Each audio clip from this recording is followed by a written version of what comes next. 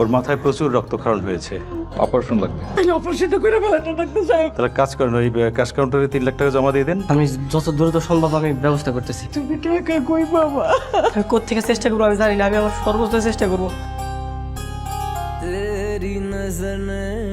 আমি একটা বিপদে বেরো তোমার কাছে আইছি। তানজিলানা অ্যাক্সিডেন্ট করছে, কয় হাসপাতালে আছে, তুমি আমার টাকা দাও না প্লিজ।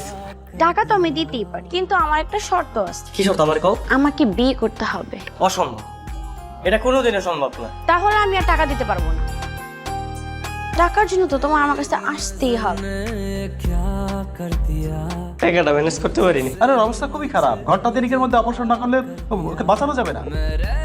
বলো কেন ডাকছো? আমি তোমার সব শর্তে রাজি আছি। মিলন ভাই টাকা পাঠাইছে। মিলন কই? মিলন ভাই মৌসুমি আপারে বিয়ে করছে, ওই বিয়ে বাবদ 4 লাখ টাকা পাইছে, তো ওই 4 লাখ টাকা আমার দিয়ে পাঠাইছে। মিলন ভাই আইতে পারে না।